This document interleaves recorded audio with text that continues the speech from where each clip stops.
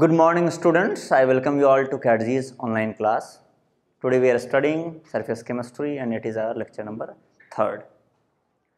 बच्चों, कल हमने एडजॉर्प्शन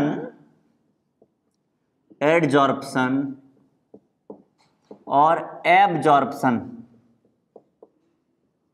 इस दोनों में क्या सिमिलरिटीज है, क्या अंतर है, इसको देखा था हमने और इनके अलग अलग एग्जाम्पल लिए थे।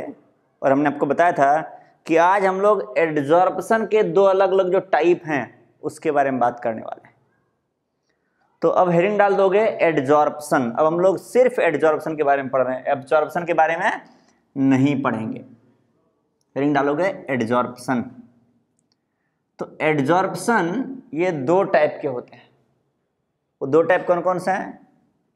इसके दो टाइप हैं, टू टाइप्स। एक को बोलते हैं फिजिकल एडजॉर्प्शन,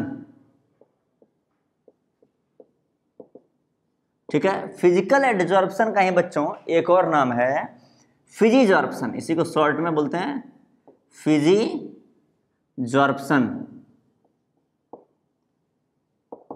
और वैसे ही इसका दूसरा पार्ट है केमिकल एडजॉर्प्शन। केमिकल एडजॉर्प्शन दूसरा पार्ट नहीं, दूसरा टाइप है।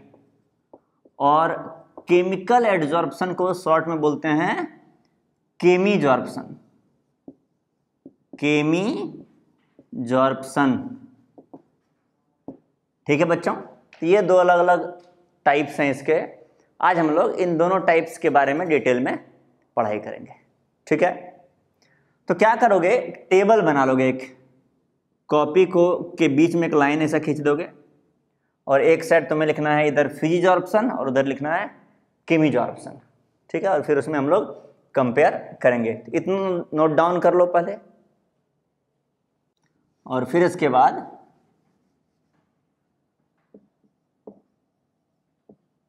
फिजिजॉर्प्शन और एक साइड हम लिख देते हैं केमिजॉर्प्शन, यानी केमिकल एडजॉर्प्शन।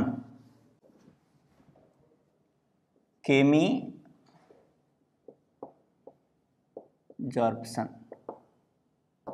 ठीक है बच्चों। तो फिजिजॉर्प्शन एंड केमिजॉर्प्शन ये दो अलग अलग बातें हैं। इसके बारे में डिटेल में पढ़ाई किया जाए तो नाम से कुछ बातें हैं समझ में आ जाता है, किताब का भी जरूरत नहीं पड़ता है। तो ये नाम का जो मतलब तुम समझ रहे हो उससे थोड़ा सा अंदाजा लगाओ कि क्या होना चाहिए। तो फिजिजॉर्प्शन है जब सॉलिड सरफेस पर, सॉलिड सरफेस यानी एडजॉर्बेंट, और उस पर जब गैस आके चिपकता है, जो गैस आके चिपक रहा है उसका नाम है एडजॉर्बेट। तो एडजॉर्बेंट और एडजॉर्बेट के बीच का जो बॉन्डिंग है, जो जुड़ाव है, जो कांटेक्ट है, वो फिजिकल फोर्स के द्वारा है। फिजिकल फोर्स का मतलब ऐसा फोर्स जो आसानी से या जो बहुत कमजोर टाइप का फोर्स है, जिस बॉन्ड के चलते, जिस कांटेक्ट के चलते कोई केमिकल रिएक्शन नहीं हुआ हो, तो वो फिजिकल फोर्स है, वैन डर वाल फोर्स। तो फिजिजॉर्प्शन मतलब adsorbate and adsorbent are connected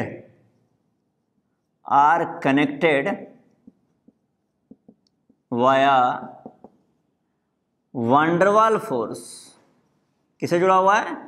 van der Waals force से जुड़ा हुआ है। और केमिजॉर्प्शन में लिख लोगे adsorbate and adsorbent are connected via. Adsorbate ऐसा ही लिखना है तुम्हें, and adsorbent are connected via, और उसके नीचे लिखोगे यहां पर chemical bond. Chemical bond, chemical bond से जुड़ जाता है बच्चों, ठीक है ना। तो फिजिजॉर्प्शन में जो एडजॉर्बेट यानी सॉलिड और गैस जो आपस में जुड़ते हैं वो फिजिकल बॉन्ड यानी कि वंडरवाल फोर्स से जुड़ा हुआ है, और केमिजॉर्प्शन में एक केमिकल बॉन्ड बन जाता है। ठीक है, चलो इसका एग्जांपल देख लेते हैं। जैसे मान लो वाटर वेपर को इस रूम में छिड़क दो पूरा, तो इस रूम में अगर वाटर वेपर को छिड़क दोगे तो तुम देखोगे एक नॉर्मल स्टील वगैरह का ग्लास लो या कोई भी बर्तन लो तो उसके सरफेस पर वाटर वेपर एड्जॉर्ब हो जाते हैं, पर वो जो वाटर वेपर होता है वो फिजिजॉर्प्शन यानी कि कोवलेंट वंडरवाल फोर्स से कनेक्टेड होता है। या फिर हमने बात किया था कि एक्टिवेटेड चारकोल पर जो अलग अलग गैसेज आके चिपकते हैं वो कोई बॉन्ड नहीं बनाता है, केमिकल बॉन्ड नहीं बनाता है, तो वो सब है फिजिजॉर्प्शन। इसके जल्दी से एग्जांपल लिख लोगे। एड्जॉर्प्शन ऑफ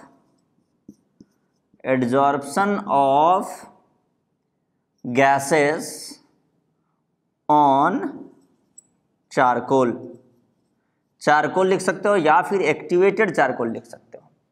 और केमिजॉर्प्शन का एक एग्जांपल दो बच्चों तुम लोग, कोई सा भी एक एग्जांपल केमिजॉर्प्शन का देना है तुम्हें।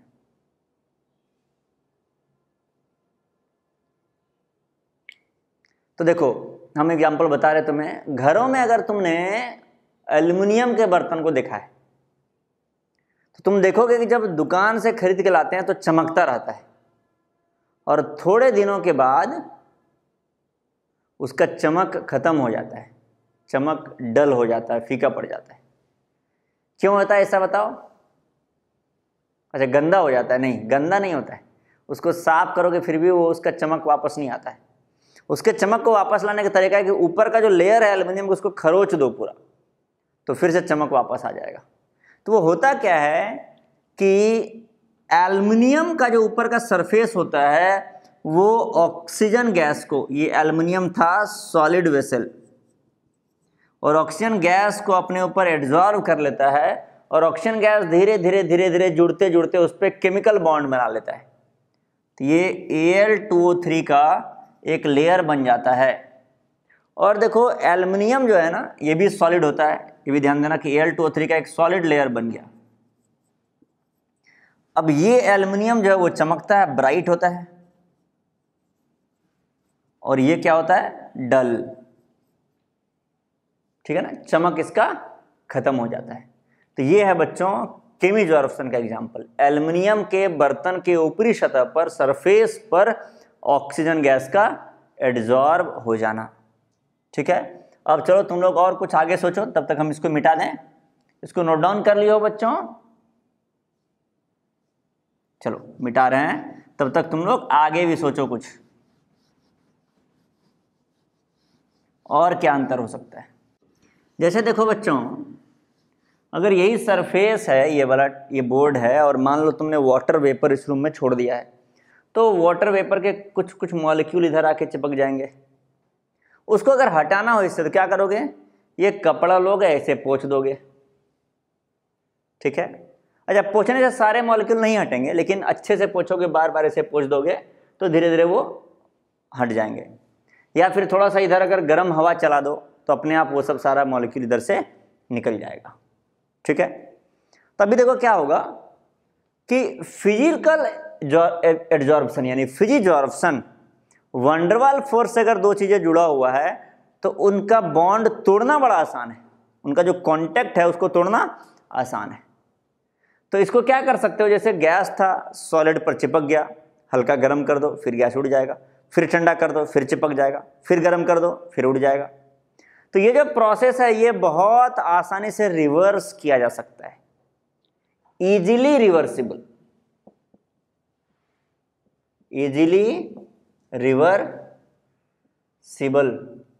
आसानी से इसको रिवर्स कर सकते हैं। ये इजीली रिवर्सिबल नहीं है, इसीलिए बोल देते हैं ये ऑलमोस्ट इरिवर्सिबल। अब तुम बोलोगे ऑलमोस्ट इरिवर्सिबल मतलब क्या? तो देखो दो बातें हैं, एक तो ये समझो कि पहले किताब में इरिवर्सिबल लिखा रहेगा, वो बोलेगा कि केमिकल रिएक्शन हो गया है, अब केमिकल बॉन्ड से अगर दो चीज जुड़ गए हैं तो उसको दूर करना मुश्किल है। तो बच्चों तुम बताओ कि अगर इरिवर्सिबल हम बोलें केमिजॉर्प्शन को, कि जो चीज आपस में केमिकल बॉन्ड से जुड़ चुके हैं उनको अलग नहीं किया जा सकता है, तो क्या ये सही होगा कहना? तुम अभी तक जितना पढ़े हो उसके आधार पर बताओ। तो ऐसा कहना गलत हो जाएगा। कई सारी चीजें केमिकल बॉन्ड से जुड़ते हैं और हमें पता है केमिकल बॉन्ड को हम तोड़ भी सकते हैं। हाँ, ये बात अलग है कि फिजिकल बॉन्ड को तोड़ना, वंडरवाल फोर्स से दो चीज जुड़े हों उसको तोड़ना बहुत आसान है कंपेयर टू अगर कोई चीज केमिकल बॉन्ड से जुड़ गए हों। तो इसको रिवर्स का ऐसा नहीं कि कभी कर ही नहीं सकते हैं, कर सकते हैं लेकिन आसानी से रिवर्स नहीं होता, इसीलिए बोल देते हैं ऑलमोस्ट इरिवर्सिबल, क्योंकि इसको रिवर्स करना इसके कंपैरिजन में बहुत ज्यादा मुश्किल होता है। ठीक है, और तुम सोच के बताओ। चलो तुम सोच के बताओ कि एडजॉर्प्शन में तुमने पढ़ा है कि एनर्जी रिलीज होता है, किसमें ज्यादा एनर्जी रिलीज होगा बताओगे? फिजिजॉर्प्शन में या केमिजॉर्प्शन में? तो बच्चों देखो, फिजिजॉर्प्शन में ना कमजोर बॉन्ड है, दो चीज जुड़े हुए हैं वीक फोर्स से, तो एनर्जी कम रिलीज हुआ होगा। जैसे मान लो ये पेन है ना, अगर अर्थ इसको अट्रैक्ट ना करे तो पेन को छोड़ दो, यहीं रुका रहेगा। अर्थ इसको अट्रैक्ट करे, ठीक है ना, छोड़ दिए तो देखो आवाज आएगा, भी तुम्हें आवाज सुनाई देगा। जैसे ही छोड़ेंगे, जोर से आवाज सुनाई दिया ना। क्यों जोर से आवाज सुनाई दिया? क्योंकि अर्थ बहुत ज्यादा फोर्स से इसको अपनी तरफ खींचा, तो छोड़ दिए तो ये अर्थ की तरफ चला गया। अब चूंकि ये दोनों एट्रैक्टिव फोर्स से जुड़े थे तो प्रोसेस में एनर्जी रिलीज हुआ, जो तुम्हें साउंड एनर्जी के फॉर्म में दिखाई दिया, सुनाई दिया। लेकिन तुम सोचो अर्थ अगर इसको एकदम धीरे धीरे खींचे, कम फोर्स से खींचे, तो ये तेजी से नीचे नहीं जाएगा, तो ये धीरे धीरे नीचे जाएगा। अब देखो हम दिखा रहे हैं, ये धीरे धीरे नीचे जा रहा है, तो आवाज कम हुआ। और धीरे कर देंगे तो आवाज होगा नहीं। देखो एकदम धीरे धीरे धीरे धीरे इस बार नीचे लेके जा रहे हैं, और देखना इस बार आवाज होगा ही नहीं। मतलब आवाज हुआ, हमें सुनाई दिया थोड़ा सा आवाज, तुम्हें सुनाई नहीं दिया होगा, क्योंकि आवाज बहुत कम हुआ। तो वही कम फोर्स से अगर जुड़ेंगे तो एनर्जी कम रिलीज होगी, ज्यादा फोर्स से जुड़ेंगे तो एनर्जी ज्यादा रिलीज होगी। तो जनरली ऐसा देखा गया है कि अगर 1 मोल गैस किसी सॉलिड सरफेस पर चिपक जाए तो फिजिजॉर्प्शन में जो डेल्टा एच एडजॉर्प्शन होता है, डेल्टा एच एडजॉर्प्शन, ठीक है ना, डेल्टा एच एडजॉर्प्शन फिजिजॉर्प्शन में, मतलब अगर 1 मोल गैस को चिपका दो तो ये ऑलमोस्ट होता है -30 किलो जूल पर मोल। पर मोल मतलब 1 मोल गैस चिपकाना है, ठीक है। ऐसा नहीं कि बच्चे 30 ही होता है, पहले बात तो माइनस साइन इसलिए लिखे हैं क्योंकि एनर्जी रिलीज होता है, और ऐसा नहीं कि 30 हम एग्जैक्ट लिखे हैं या 29.5 लिखे हैं या 30.01 लिखे हैं। 30 मतलब ये 40 भी हो सकता है, ये 20 भी हो सकता है, ये 10 भी हो सकता है, पर कहने करते हैं इन जनरल 30 के आसपास भटकते रहते हैं, लेकिन ये 30,000 नहीं होगा, समझ गया ना। 30 मतलब इसी के 30, 20, 25, 22, 32, 40 मैक्सिमम इसके आसपास जाएगा। लेकिन जो केमिकल एडजॉर्प्शन होता है वो इससे कम से कम 10 गुना ज़्यादा होता है इसमें energy release, delta H adsorption. क्यों ज़्यादा होता है? ऑफ कोर्स क्योंकि उसमें केमिकल बॉन्ड बनता है। ये ऑलमोस्ट कितना है? -300 किलो जूल पर मोल। अब बुक में तुमको अलग अलग डेटा दिया रहेगा, किसी बुक में बोलेगा ये 20 से 30 है, किसी बुक में बोलेगा 20 से 40 है, किसी में 15 से 30 है, इस टाइप से। यहाँ पर भी ऐसा ही दिया जाएगा, किसी में 200 से 300, कहीं 300 से 400, 250 से 350, पर एक एवरेज वैल्यू ले लिया है 300, ठीक है। तो ये तुम्हारा heat of enthalpy of adsorption है, ठीक है बच्चों। अब चलो एक क्वेश्चन हम तुम पर छोड़ देते हैं, एक डिफरेंस, और वो तुमको सॉल्व करना है, तुमको सोचना है, ठीक है। तो तुम्हें ये सोचना है बच्चों कि जैसे ये सॉलिड है, तो इस सॉलिड पर कल हमने बात पढ़ा था कि अगर एक दिया हुआ सॉलिड है तो जो गैस ज़्यादा लिक्विफाइबल है, यानी कि जो गैस ज़्यादा वंडरवाल फोर्स लगा सकता है, वो ज़्यादा चिपकता है। जो कम लगा सकता है वो कम चिपकेगा, लेकिन चिपकेगा सब गैसेस पर, सभी गैस इस सॉलिड पर चिपकेंगे। लेकिन क्या सभी गैस इस सॉलिड से केमिकल रिएक्शन कर सकता है क्या? या जैसे अभी हमने एल्युमिनियम का एग्जांपल लिया था ना, तो एल्युमिनियम के सरफेस पर ऑक्सीजन आके केमिकल रिएक्शन कर लेता है। क्या एटमॉस्फेयर का नाइट्रोजन भी केमिकल रिएक्शन कर सकता है क्या एल्युमिनियम के साथ? क्या CO2 भी केमिकल रिएक्शन कर सकता है क्या? ये तुम्हें सोचना है। तब सोच करके तुम 30 सेकंड के लिए वीडियो को रोक सकते हो और फिर सोच करके बताओ कि ये जो है केमिजॉर्प्शन, क्या इसके लिए जो सॉलिड और गैस का पेयर होना चाहिए, कोई सा भी पेयर अपने मन से ले सकते हो, या वो स्पेसिफिक पेयर होना चाहिए? स्पेसिफिक पेयर का मतलब अगर एल्युमिनियम तुम्हारा सॉलिड है तो गैस ऑक्सीजन ही होना चाहिए।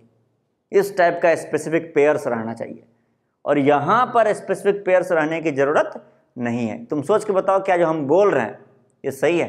फिजिजॉर्प्शन के लिए जो गैस और सॉलिड का पेयर होता है वो स्पेसिफिक पेयर की जरूरत नहीं है, इसलिए बोलते हैं it is not specific,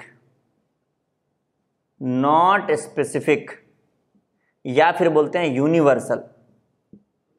universal मतलब कोई सा भी सॉलिड कोई सा भी गैस से चिपक सकता है। यूनिवर्सल चार्जर होता है ना, कोई भी चार्जर किसी मोबाइल में लगा सकते हो, है कि नहीं? वैसे ही ये यूनिवर्सल फेनोमेना है। ये जो है केमिजॉर्प्शन, ये यूनिवर्सल नहीं है, ये हाईली स्पेसिफिक है। हाईली स्पेसिफिक, स्पेसिफिक का मतलब हमको लगता है तुम समझ गए होगे कि गैस और सॉलिड का जो पेयर होगा वो अपने मन से तुम डिसाइड नहीं कर सकते हो। हर एक सॉलिड पर हर एक गैस आकर के केमिजॉर्ब नहीं हो सकता है, यानी केमिकल बॉन्ड नहीं बना सकता है। ठीक है बच्चों, एक और बात करना है अब हम लोगों को। वो बात क्या है? वो बात है, देखो कि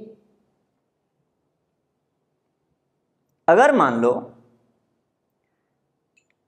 ये बोर्ड पर किसी चीज को आकर के चिपकना है वंडरवाल फोर्स से, तो जैसे मान लो ये पेन को चिपकना है, तो ये पेन आके चिपक गया, ठीक है, इसके बगल में एक और पेन चिपक गया, ऐसे कई सारे पेन चिपक गए। तो एक और पेन हो सकता है जो इसके ऊपर भी चिपक सकता है, इस पेन के ऊपर एक और पेन चिपक सकता है, इसके ऊपर एक और पेन यहाँ पर। या मान लो ये जो कपड़ा है ये इस बोर्ड पे चिपक गया, तो इस कपड़े के ऊपर ये भी चिपक सकता है, क्योंकि ये तो वंडरवाल फोर्स है ना। जैसे अर्थ पे मान लो, जैसे इसको हम गिरा दिए, ये अर्थ पे जाके गिर गया, अब इसके जस्ट ऊपर में, इसके जस्ट सामने ये देखो, तो अर्थ जो है इस कपड़े को भी अट्रैक्ट कर रहा है, इस पेन को भी अट्रैक्ट कर रहा है, ये कपड़ा भी जाके अर्थ पे चिपक जाएगा और ये पेन भी जाके अर्थ पे इसके ऊपर से चिपक जाएगा। तो अर्थ पर, चूंकि अर्थ एक फिजिकल फोर्स से खींचता है चीजों को ना, तो क्या होगा, एक लेयर कपड़े का अर्थ पे है, उसके ऊपर एक पेन का लेयर बना सकते हो, उसके ऊपर और भी कुछ डालोगे तो अलग अलग लेयर बना सकते हो, और हर एक लेयर को जो है अर्थ अपनी तरफ खींच करके रखेगा। लेकिन बच्चों तुम सोचो कि अगर एक एल्युमिनियम का बर्तन है जिसके ऊपर O2 का लेयर चिपक चुका है, O2 केमिकल बॉन्ड कर लिया है, तो सरफेस पर जितने भी एल्युमिनियम हैं, सरफेस पर जितने भी एल्युमिनियम हैं, सभी एल्युमिनियम के एटम अगर O2 से रिएक्शन करके Al2O3 बना लिए हैं, तो एल्युमिनियम का ऑक्टेट तो पूरा हो गया। यहां पर एल्युमिनियम का आउटर मोस्ट में 3 इलेक्ट्रॉन है, क्लियर है ना? इसका कॉन्फ़िगरेशन लिखोगे तो आउटर मोस्ट में 3 इलेक्ट्रॉन मिलेगा तुम्हें, 2, 8, 3, और यहां पर एल्युमिनियम पर +3 चार्ज है, ऑक्सीजन पर -2 चार्ज है, यानी कि यहां पर एल्युमिनियम का कॉन्फ़िगरेशन हो गया 2, 8, यानी आउटर मोस्ट में 8 इलेक्ट्रॉन पूरा हो गया। तो एक बार अगर एल्युमिनियम सरफेस वाला जो एल्युमिनियम है, मान लो यही एल्युमिनियम का सरफेस है, तो ये जो सरफेस वाला एल्युमिनियम है, मान लो ये अगर एक बार ऑक्सीजन से रिएक्शन कर लिया, तब सरफेस का एल्युमिनियम दोबारा वही एटम जो रिएक्शन कर चुका है रिएक्शन नहीं करेगा। जो एटम एक बार रिएक्शन कर चुका है वो दोबारा रिएक्शन नहीं करेगा, यानी कि एक लेयर अगर ऑक्सीजन का चिपक चुका है एल्युमिनियम के सरफेस पर, तब दूसरा लेयर केमिकल बॉन्ड बना के नहीं चिपक सकता है।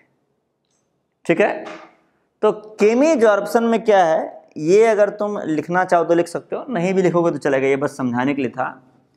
लिखना तुम्हें क्या है, लिखना ये है कि केमी जॉर्प्शन में लिखना है forms unimolecular layer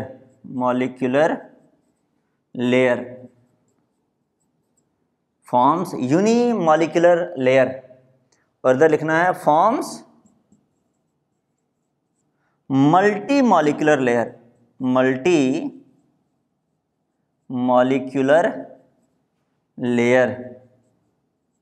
unimolecular layer and multi molecular layer, ये बनता है फिजिकल जॉर्प्शन में मल्टी और केमी जॉर्प्शन में यूनिमॉलिक्यूलर लेयर। तो ये है बच्चों फिजी जॉर्प्शन और केमी जॉर्प्शन में अंतर। अब एक और लास्ट अंतर बचा हुआ है, वो हम तुमसे डिस्कस करेंगे, वो है केमिकल रिएक्शन होने के लिए एक एक्टिवेशन एनर्जी चाहिए। सुना है तुमने बच्चों? तो केमिकल रिएक्शन होने के लिए एक एक्टिवेशन एनर्जी चाहिए। केमी जॉर्प्शन में तो केमिकल रिएक्शन होता है, तो इसके लिए एक एक्टिवेशन एनर्जी चाहिए हमेशा। क्लियर है ना? तो फिजिकल जॉर्प्शन में अगर बात करोगे तुम, तो यहां पर तो ये तो कोई केमिकल रिएक्शन है ही नहीं, यहां पर कोई एक्टिवेशन एनर्जी रिक्वायर्ड नहीं होता है। लिख लो, no activation energy required, activation energy required. और इधर activation energy required, activation energy required.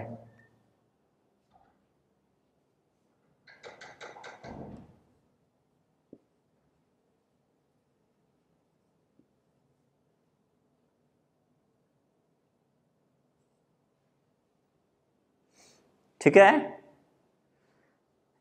ये जो पॉइंट है ना, activation energy and no activation energy, इसका एक बड़ा खतरनाक सा यूज है, बड़ा इंपॉर्टेंट इसका रोल है। देखो, एक्टिवेशन एनर्जी चाहिए तो उसका फर्क क्या पड़ता है, जहां पर एक्टिवेशन एनर्जी नहीं चाहिए उससे क्या फर्क पड़ता है।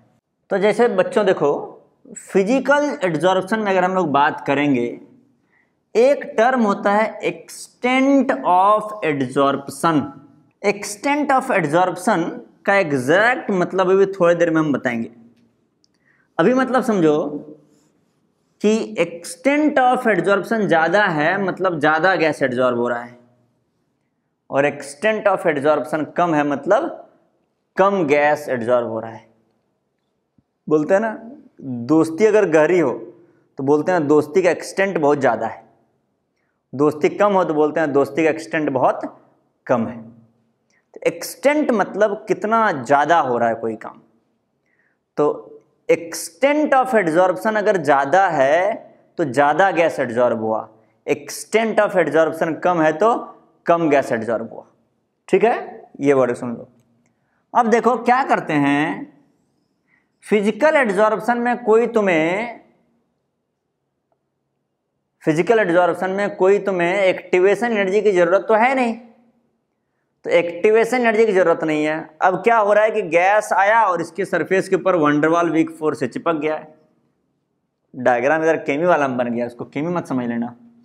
फिजिकल एड्जॉर्प्शन में देखना, गैस आया और चिपक गया इस तरीके से सरफेस पर, किसी सॉलिड या लिक्विड के सरफेस पर। ठीक है ना? तो अभी क्या होगा कि ये जो एकदम वीक कमजोर बॉन्ड से टूटा हुआ है उसको एनर्जी दे दोगे तुम, टूट जाएगा ये बॉन्ड, टूटेगा ना। कमजोर फोर्स से, कमजोर एट्रैक्टिव फोर्स से जुड़े हुए हैं ये लोग, हल्का सा उसको झटका दिए, एनर्जी दिए, टेम्परेचर बढ़ाए, ये बॉन्ड टूट जाएगा, गैस यहाँ से निकल जाएगा बाहर। तो होता क्या है कि ये जो एक्सटेंट ऑफ एड्जॉर्प्शन होता है ना, एक्सटेंट ऑफ एड्जॉर्प्शन, और इधर ले लो तुम एक्स एक्सिस पर टेम्परेचर। तो जैसे जैसे टेम्परेचर बढ़ाओगे ना, जैसे मान लो इस बोर्ड पर गैस चिपके हुए हैं, 1 kg गैस चिपका हुआ है, मान लो अभी टेम्परेचर गर्म करोगे तो आधा kg उड़ जाएगा, टेम्परेचर बढ़ाओगे तो पहले आधा kg उड़ जाएगा, आधा बचा रहेगा, और टेम्परेचर बढ़ाओ 250 ग्राम और उड़ जाएगा, 250 ग्राम बचा रहेगा, और टेम्परेचर बढ़ाओ, और ऐसे धीरे धीरे करके लगभग सारा गैस उड़ जाएगा। तो टेम्परेचर बढ़ाते जाओगे तो जो ज़्यादा गैस चिपका हुआ है उसमें कम ही गैस बचेगा, यानी एक्सटेंट ऑफ एडजॉर्प्शन कम होता चला जाएगा, और ये धीरे धीरे धीरे धीरे जा करके जीरो के आसपास हो जाएगा। अब हम जीरो इसलिए मिला नहीं रहे यहाँ पर, क्योंकि कितने टेम्परेचर आगे बढ़ाने से ये जीरो हो जाएगा वो मुझे पता नहीं है, तो इसलिए हमने ग्राफ को ऐसा यहाँ तक ला करके छोड़ दिया है। लेकिन यहाँ पर क्या होता है, केमीजॉर्प्शन में क्या है? केमीजॉर्प्शन में सबसे पहले तो ये समझो कि अगर शुरुआत में तुमने टेम्परेचर नहीं दिया, गर्म किया नहीं, तो केमिकल रिएक्शन तो बहुत स्लो होगा या बहुत कम होगा या नहीं के बराबर होगा, क्योंकि केमिकल रिएक्शन होने के लिए एक्टिवेशन एनर्जी चाहिए। तो देखो बच्चों, होगा क्या कि शुरुआत में जैसे ही तुम एक्टिवेशन एनर्जी दोगे तो रिएक्शन होगा और एक्सटेंट ऑफ एडजॉर्प्शन बढ़ेगा। तो टेम्परेचर बढ़ाओगे तो रिएक्शन हो रहा है, चालू हुआ है, तो एक्सटेंट ऑफ एडजॉर्प्शन बढ़ा। अच्छा, क्या टेम्परेचर बढ़ाते चले जाओ और होता चला जाएगा? नहीं बच्चों। जैसे मान लो कि दो चीज़ में केमिकल बॉन्ड बन चुका है, शुरुआत में उसको बॉन्ड बनाने के लिए थोड़ा सा एनर्जी चाहिए, लेकिन एक बार बॉन्ड बन चुका है, जैसे मान लो Na और Cl का बॉन्ड बन चुका है, NaCl बन चुका है, अभी भी उसको अगर गर्म करते रहोगे तो क्या होगा? NaCl सॉलिड पिघल जाएगा। पिघलने का मतलब Na अलग हो जाएगा, Cl अलग हो जाएगा। तो जब बहुत ज़्यादा गर्म कर दोगे तो एक टाइम आएगा जहाँ से फिर से एक्सटेंट ऑफ एडजॉर्प्शन घटना चालू हो जाएगा, यानी कि जो चीज़ पहले किसी बॉन्ड से, केमिकल बॉन्ड से जुड़ा था, गर्म करने के बाद तुम इतना गर्म कर दिए कि केमिकल बॉन्ड को ही तोड़ दिए। तो ये जो दो ग्राफ है ये इस बात से रिलेटेड है कि किस प्रोसेस में एक्टिवेशन एनर्जी चाहिए और किस प्रोसेस में एक्टिवेशन एनर्जी नहीं चाहिए।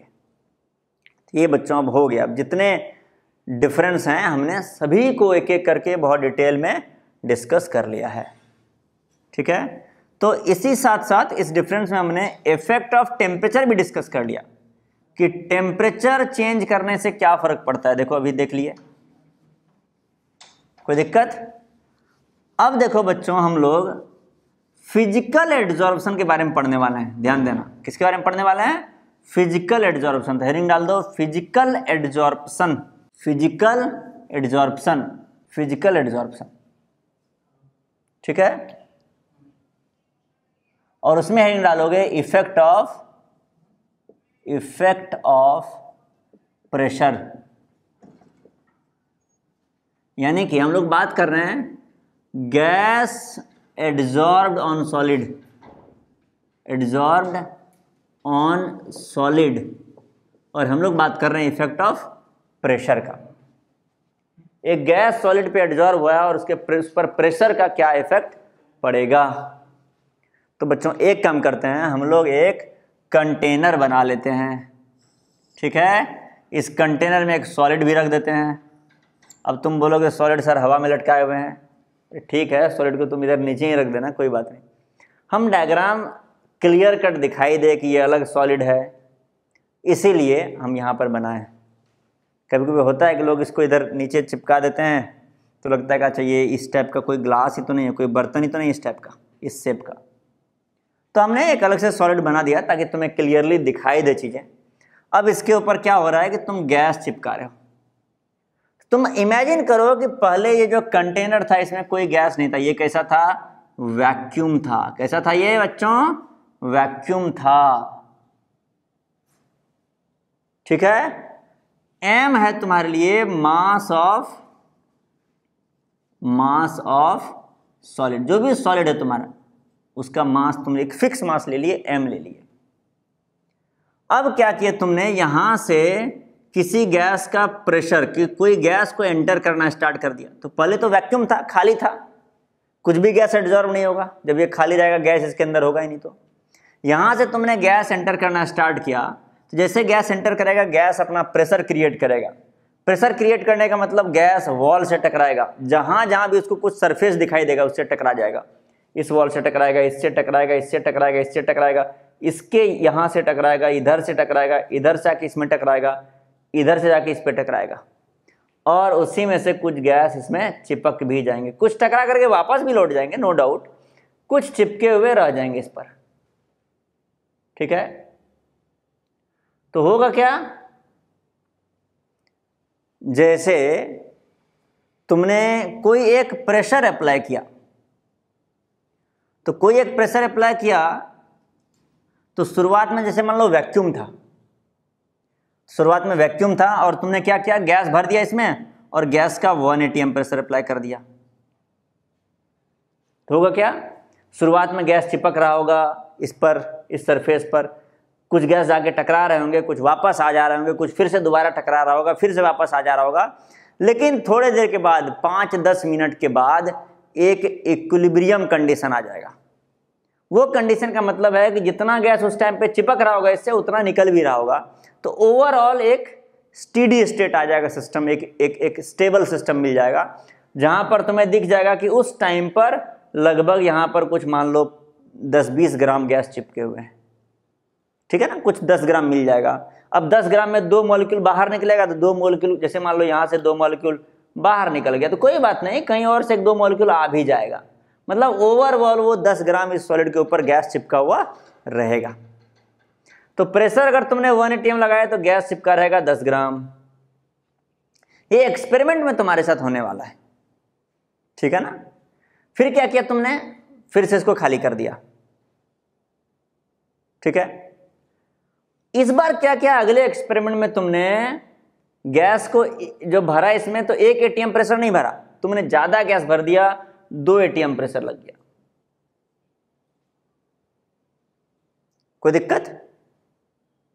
अब तुम देखोगे क्या कि जब गैस को तुम ज्यादा भरे हो, फिर शुरुआत में वही कहानी स्टार्ट होगा। वही कहानी क्या है, कहानी यही है कि गैस भरना स्टार्ट होगा, कुछ गैस सरफेस से टकराएगा, कुछ वापस लौटेगा, कुछ चिपक के रह जाएगा, कुछ चिपका हुआ है लेकिन थोड़ी देर के बाद वापस लौट जाएगा, कुछ बाद में जाके टकराए इस सरफेस से, उसमें चिपक के रह गया। लेकिन ओवरऑल 10-15 मिनट के बाद एक ऐसा सिचुएशन आ जाएगा कि इसमें एक फिक्स्ड अमाउंट ऑफ गैस चिपका हुआ तुम्हें दिखाई देना स्टार्ट हो जाएगा। अब उसमें क्या होगा कि 1-2 मॉलिक्यूल इधर निकल गया तो कहीं पे 1-2 मॉलिक्यूल चिपक भी जाएगा, मतलब फाइनली क्या होगा, तुम्हारे पास एक फिक्स्ड अमाउंट गैस दिखना स्टार्ट हो जाएगा। तो कुछ तुम्हें दिखा 20 ग्राम, ठीक है ना। लेकिन अभी क्या होगा, धीरे धीरे तुम देखोगे कि जब तुम 2 atm प्रेशर लगाए थे तो ये काफी भर चुका था, इसका सरफेस काफी ज्यादा भर चुका होगा। 1 atm प्रेशर में हो सकता है कुछ सरफेस खाली होगा, 2 atm में और भर चुका होगा। अभी तुम क्या करो, फिर से वैक्यूम कर दो। इस बार जब तुम गैस डालो तो एकाएक 3 atm का प्रेशर अप्लाई कर दो, 3 atm।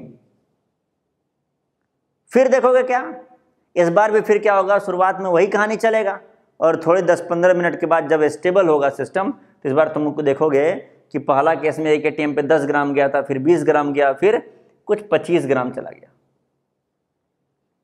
कोई ये भी बोल सकता है कि सर 30 ग्राम गया, कोई बात नहीं। अरे हम एक जनरल बात कर रहे हैं, लेकिन 2 atm से ज्यादा 3 atm है तो गैस भी 20 ग्राम से ज्यादा ही चिपकेगा। और ऐसा ही एक्सपेरिमेंट किया एक पर्सन ने, उस पर्सन का नाम था फ्रेंडलिच।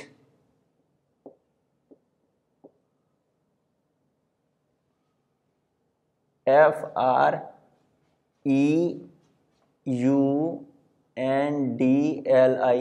Freundlich adsorption. तो फ्रेंडलिच नाम के एक साइंटिस्ट ने ऐसा ही एक्सपेरिमेंट किया और अपने एक्सपेरिमेंट को एक रिजल्ट के नाम से पब्लिश किया। उसका नाम था फ्रेंडलिच एडजॉर्प्शन आइसोथर्म। इसने आइसोथर्म नाम क्यों रखा? इसका कहना था कि हम एक्सपेरिमेंट करने के दौरान जब 1 atm पे प्रेशर पे गैस भरे थे, जब 2 atm प्रेशर पे गैस भरे, जब 3 atm प्रेशर पे गैस भरे, किसी भी कंडीशन पे जब गैस भरे, फाइनली ये बात हुआ कि एक्सपेरिमेंट करने के दौरान हमने टेम्परेचर चेंज एक बार भी नहीं किया, इसलिए उन्होंने इसका नाम दिया आइसोथर्म। कोई दिक्कत? तो उन्होंने क्या देखा कि अलग अलग प्रेशर जब तुम अप्लाई किया उसने, तो अलग अलग amount of, same amount of solid में अलग अलग अमाउंट ऑफ गैस जाके चिपक गया, तो x है अमाउंट ऑफ गैस एडजॉर्ब्ड। कोई दिक्कत? अब देखो एक टर्म उसने डिफाइन किया x/m, जिसको बोला एक्सटेंट ऑफ एडजॉर्प्शन। क्या बोला उसने? Extent of adsorption. कोई दिक्कत? जैसे मान लो एक एक्सपेरिमेंट कर रहे हैं, तो एक्सपेरिमेंट में m तो फिक्स है, एक सॉलिड का मास तो फिक्स है। क्या चेंज हो रहा है? गैस का मास चेंज हो रहा है। अलग अलग प्रेशर पर अलग अलग गैस का मास एडजॉर्ब हो रहा है। 1 atm प्रेशर पर जब गैस भरे थे तो 10 ग्राम गैस एडजॉर्ब हुआ। 2 atm प्रेशर पे गैस भरे तो 20 ग्राम एडजॉर्ब हुआ। 3 atm प्रेशर पर भरे तो 25 ग्राम एडजॉर्ब हुआ। कोई दिक्कत?